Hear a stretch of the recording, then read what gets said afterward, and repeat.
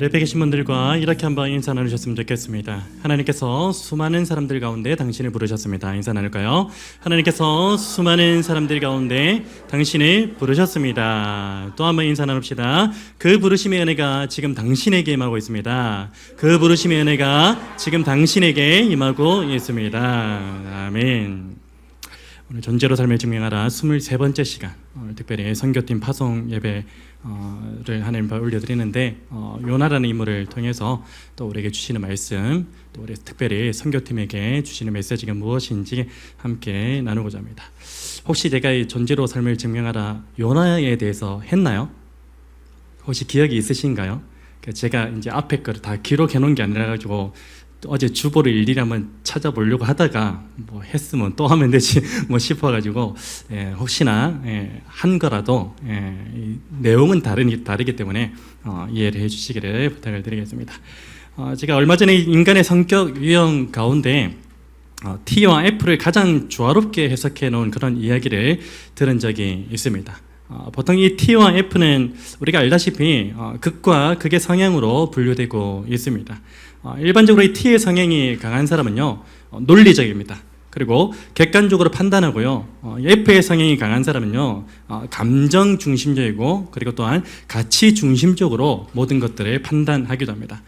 그래서 어떤 하나의 객관적인 사실에 대해서 이 T의 성향이 강한 사람은요 보통 어떤 반응이 나타내냐면 냉담한 그런 반응을 나타내 보이고요.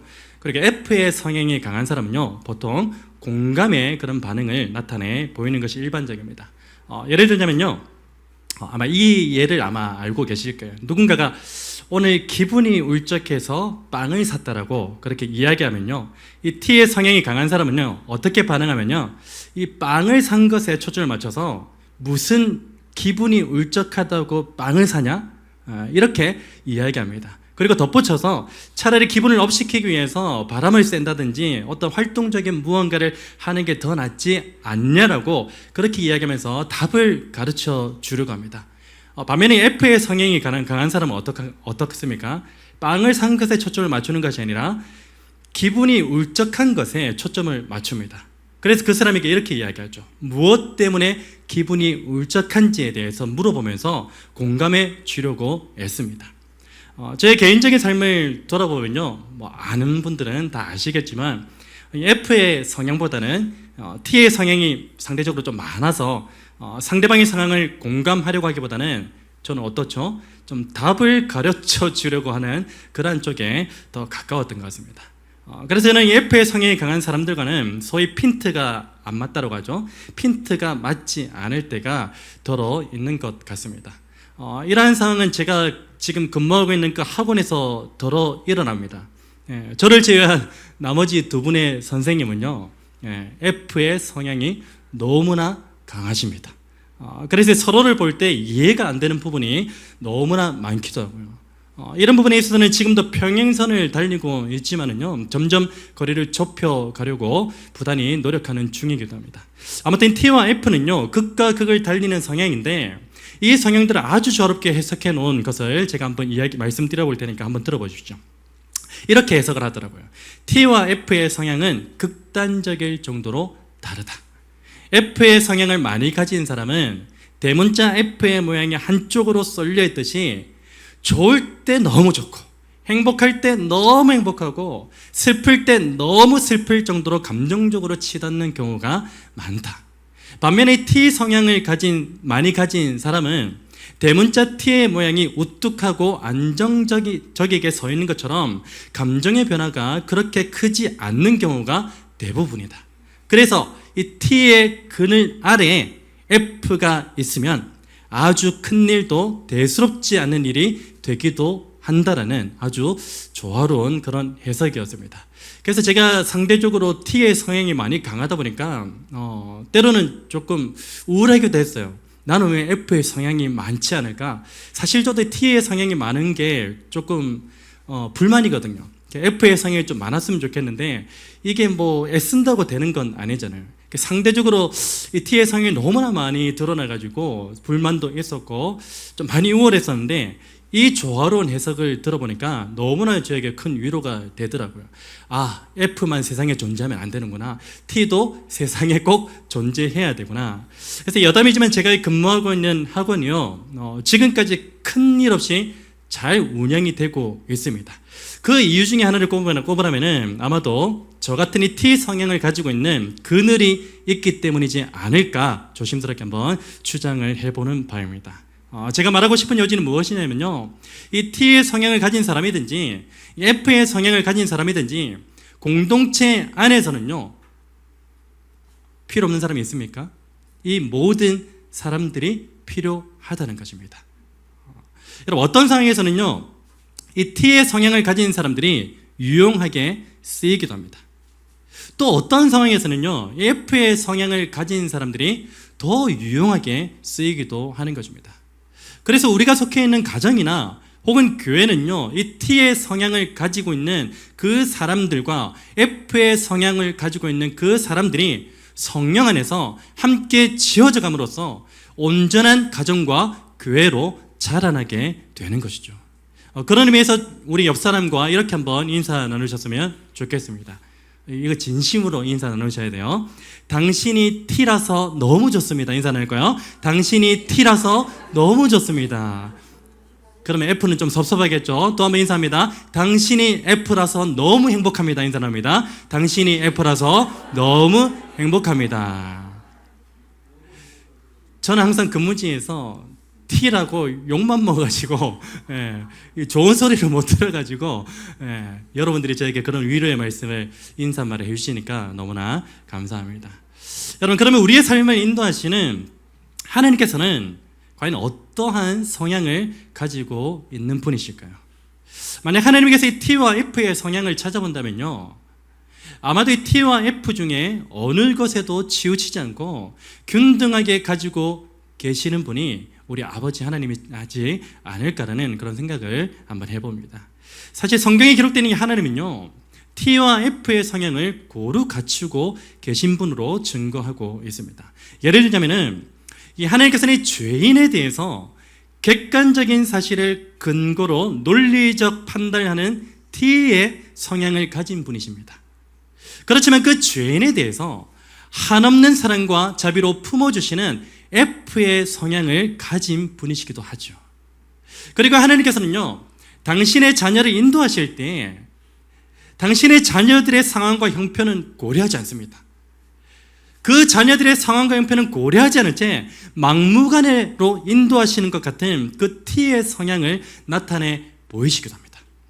그렇지만 이 당신의 자녀들이 그 길 가운데 지쳐서 쓰러져 있을 때면요, 어떻게 하십니까? 항상 찾아오셔서 그들의 고통을 공감해 주시며 위로해 주시는 F의 성향을 가지신 분이 우리 아버지 하나님이시기도 하죠. 오늘 본문을 포함한 요나서에 기록된 이 하나님 역시도 요나에게 이 T와 F의 성향을 조화롭게 나타내주면서 요나의 삶을 이끌어가고 있음을 볼 수가 있습니다. 제가 1장부터 4장까지 간략하게 그렇게 여러분들과 함께 말씀을 좀 나눌 건데요, 먼저 1장에서 보면요, 이 요나는 하나님께로부터 니느웨로 가서 악독한 백성들을 향하여 그들이 회개하게끔 회개의 메시지를 선포하라는 그런 부르심을 받았습니다. 그렇지만 요나는 어떻게 합니까? 하나님의 부르심을 피해버립니다. 하나님의 부르심을 피해서 니느웨로 가지 않습니다. 니느웨로 가지 않고 다시스로 도망가기 위해서 욥바로 내려갑니다. 그때 어떤 일이 일어납니까? 마침이라는 일이 일어납니다. 마침 자기가 다시스로 가려고 했는데 그 시대에는 배 시간표도 잘 몰라요. 그리고 배도 많지 않습니다. 근데 그때 마침 자기가 가려고 했던 다시스로 가는 그 배를 만나게 됩니다. 그리고 요나는 니느웨가 아닌 다시스를 향하는 그 배에 올라타게 되죠. 여기서 우리는 마침이라는 그 단어에 주목해 볼 필요가 있습니다. 여러분, 때때로 우리는요, 니느웨로 가라는 그 하나님의 부르심을 거부하고서 자신의 뜻에 따라 욥바로 내려가는 그 길목에서 때마침 다시스로 가는 배를 만나게 된 이 요나처럼 어떠한 상황 가운데서 자신의 뜻대로 순조롭게 이루어지는 것을 바라보면서 마치 그것을 하나님의 뜻으로 둔갑시켜 버리기도 합니다. 그게 오늘 저와 여러분의 모습입니다. 그래서 우리는 어떻게 합니까? 인생의 순간순간마다 이 마침이라는 그 단어에 주의를 기울여야 합니다. 그러면서 그 마침이라는 순간이 과연 하나님의 뜻인지 아니면 나의 뜻인지 확실하게 분별할 수 있는 지혜를 갖추어야 하는 것입니다. 여러분, 자신의 뜻을 하나님의 뜻으로 둔갑시켜버린 채 이 느리웨가 아니라 다시스로 향하는 그 배에 오른 요나는요, 자신이 탄 배가 풍랑을 만나게 됩니다. 자신이 탄 그 배가 풍랑을 만나게 되자 어떻게 합니까? 배에 탄 사람들에게 이 큰 풍랑을 만나게 된 것은 나 때문이다, 자신 때문이라는 그 사실을 밝힌 이후에 자신을 바다에 던지면 바다가 잔잔해질 것이라고 이야기합니다. 여러분, 우리는 이 대목에서요, 대부분 어떻게 생각하냐면 요나의 고귀한 희생을 이야기합니다. 요나가 이처럼 희생정신이 강했단 말인가. 여러분, 그런데요, 사실 오늘 본문에서 요나가 하나님을 향하여 내가 성내어 죽기까지 할지라도 옳습니다라고 항변하고 있는 것처럼 자신을 바다에 던지라고 한 것은요, 어쩌면 이 자신이 니느웨에 가서 회개를 촉구하는 그 메시지를 선포했을 때에 자신의 동족을 괴롭히는 그 니느웨가 하나님께로부터 구원의 은혜를 입게 되는 것을 보게 될 바에는 차라리 죽는 것이 낫겠다라는 하나님에 대한 항변으로 보는 것이 더욱 바람직한 것입니다. 여러분, 그리고 2장에서 요나를 보시면요, 하나님께로부터 두 번째 부르심을 받게 됩니다. 1장에는 첫 번째 부르심을 받았고요, 2장에는 하나님께로 두 번째 부르심을 받게 됩니다. 하나님께서는 자신의 뜻대로 다시스로 향하던 이 요나가 큰 풍랑을 만나서 바다에 던져지게 되자 어떻게 하십니까? 미리 큰 물고기를 예비하셔서 3일 밤낮 물고기 뱃속에서 요나를 머물게 하셨습니다. 그리고 그곳에서 요나를 부르십니다. 그리고 요나는 어떻게 합니까? 그곳에서 조금이나마 하나님의 뜻이 무엇인지 깨닫게 됩니다. 먼저 요나는 어떻게 하죠? 하나님의 주권을 인정하면서 회개합니다. 그리고 절망 가운데서도 하나님께 소망을 두면 반드시 회복이 있음을 고백하면서 감사와 더불어 순종을 결단하게 됩니다. 주님, 내가 다시스로 간 것이 내 의지였습니다. 내 뜻이었습니다. 하나님의 주권을 인정하지 않는 행위였습니다. 내가 이 길에서 돌이켜 하나님의 뜻에 순종하겠습니다라는 그런 결단이 2장에서부터 고백되어지고 있는 것입니다. 여러분, 감사의 고백과 함께 순종을 결단한 요나는요, 이제 3장에서 하나님의 뜻하심대로, 하나님의 부르심대로 니느웨에 가서 드디어 회개의 메시지를 선포합니다. 그리고 회개를 촉구하는 메시지를 들은 니느웨는 어떤 반응을 합니까? 왕을 비롯한 지휘 고하의 모든 백성들이 악한 길에서 떠나게 됩니다. 그리고 강포를 멈추게 되었습니다.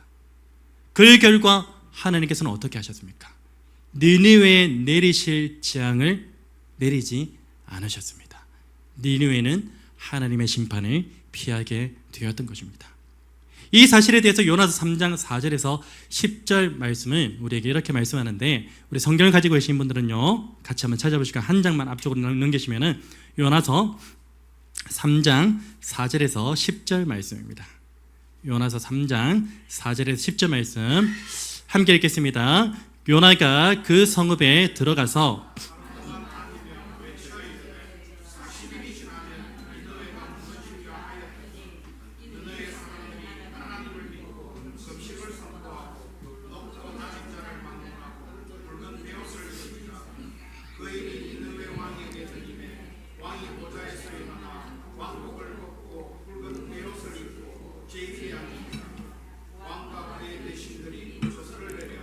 니느웨에 선포하여 이르되 사람이나 짐승이나 소떼나 양떼나 아무것도 입에 대지 말지니 곧 먹지도 말 것이요 물도 마시지 말 것이며 사람이든지 짐승이든지 다 굵은 베옷을 입을 것이요 힘써 하나님께 부르짖을 것이며 각기 악한 길과 손으로 행한 강포에서 떠날 것이라. 하나님이 뜻을 돌이키시고 그 진노를 그치사 우리가 멸망하지 않게 하시리라. 그렇지 않을 줄 누가 알겠느냐 한지라. 하나님이 그들이 행한 것 곧 그 악한 길에서 돌이켜 떠난 것을 보시고 하나님의 뜻을 돌이키사 그들에게 내리리라고 말씀하신 재앙을 내리지 아니하시니라. 아멘. 여러분, 오늘 우리가 읽었던 이 말씀의 상황을 볼 때 여러분 어떤 기분이 듭니까? 요나서 3장의 이 상황은요, 하나님의 자녀된 권세를 가진 그리스도인이라면 누구나 염원하는 그러한 일이 아니겠습니까? 여러분, 그리스도인에게 있어서 이보다 더 아름다운 광경이 과연 있을까요? 한 영혼이 주님께로 돌아와서 참여함으로 주님의 자녀가 되는 그 광경만 봐도 우리는 무엇을 느낍니까? 큰 감동과 감격을 느끼지 않습니까? 하물며 한 영혼이 아니라 한 민족이 주님께 돌아와서 참여함으로 주의 자녀가 되는 이 광경은요, 그리스도인이라면 누구나 기뻐할 만한 일임에 틀림이 없습니다. 그래서 사실 요나서는요, 3장으로 그냥 마무리되어 버리고 4장으로 이어지지 않았으면 하는 그런 아쉬움도 솔직하게 있습니다. 왜냐하면 이 4장에서는요, 3장의 그 흐름에서 전혀 예상하지 못한 반전이 일어나기 때문입니다. 3장에서 이 니느웨가 왕을 비롯해서 지구의 모든 백성들이 회개하고 하나님의 심판을 면하게 되고 주의 자녀가 되는 그 광경이 너무나 아름다워 보이기 때문에 4장으로 넘어가지 않았으면 하는 그런 바람이 있습니다. 그런데 반전이 일어나요. 어떤 반전입니까? 요나는 4장에서 이 시대의 그리스도인이라면 누구나 기뻐할 만한 그 니느웨의 구원 소식에 어떻게 반응하죠? 불평을 쏟아냅니다. 불평을 쏟아내는 것을 넘어서 하나님이 니느웨를 용서하신 것에 대해서 어떻게 반응합니까? 화를 냅니다. 여러분, 4장에서 이 요나의 모습을 보고 있으면요, 과연 그가 2장에서 보였던 하나님 앞에서의 이 회개와 감사의 고백을 넘어 순종의 결단을 한 사람이 맞나 싶을 정도로 이 2장과 4장에서의 요나의 모습에는요, 상당한 거리감이 있어 보입니다. 제가 봐도 너무나 어색해 보입니다. 여러분, 2장과 4장에서 확연하게 달라진 듯한 이 요나의 모습은요, 무엇을 의미하는 것입니까? 바로 아직 요나에게서 깨어지지 못한 부분이 있음을 우리에게 말씀해 주고 있는 것입니다. 여러분, 요나에게 아직 깨어지지 못한 부분은 무엇입니까? 바로 요나는요, 여전히 자신의 동족의 원수인 이 니느웨가 구원받는 것이 죽을 만큼 싫었다는 것입니다. 그 부분이 아직 깨어지지 않았던 거예요.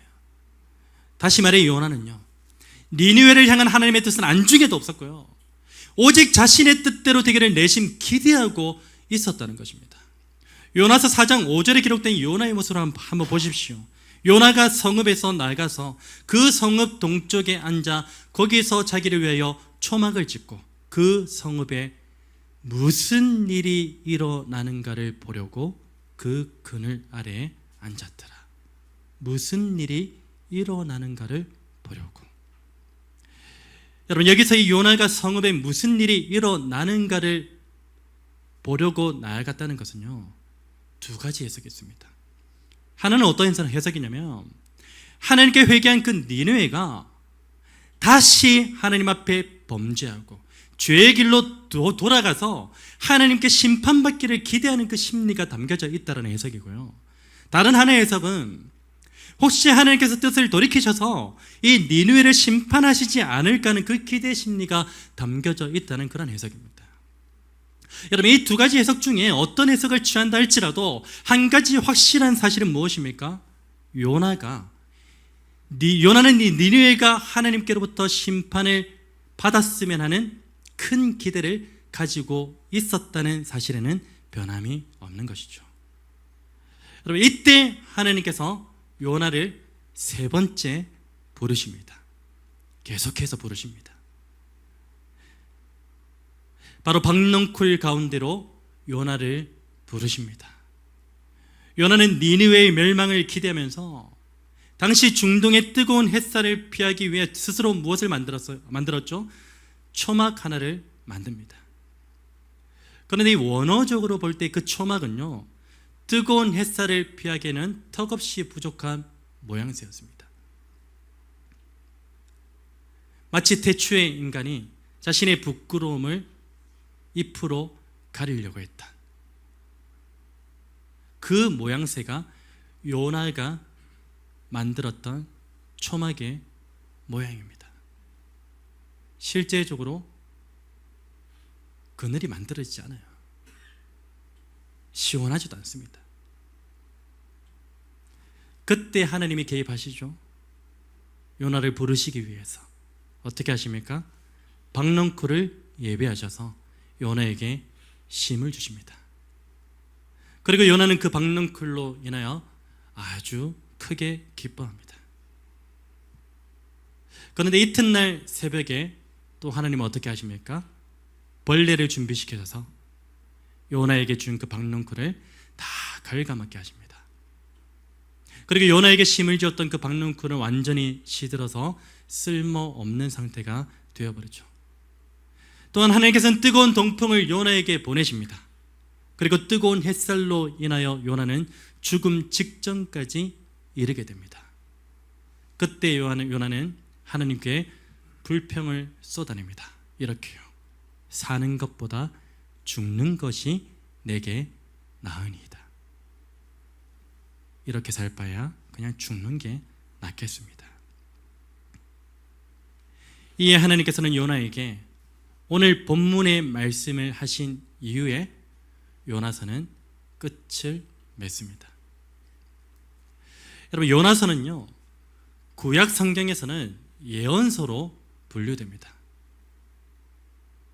예언서는 어떠한 내용이 주로 담겨져 있습니까? 민족과 어떤 국가에 대한 심판의 메시지, 회복의 메시지가 주를 이루고 있습니다. 예언서의 특징이에요. 그런데 요나서는요, 이 특징을 보시면 다른 예언서들에서 쉽게 찾아볼 수 있는 국가나 민족에 대한 그 예언이 주를 이루고 있지 않습니다. 마치 요나 한 사람에게 더욱 초점을 맞추고 있는 듯한 느낌을 지울 수가 없습니다.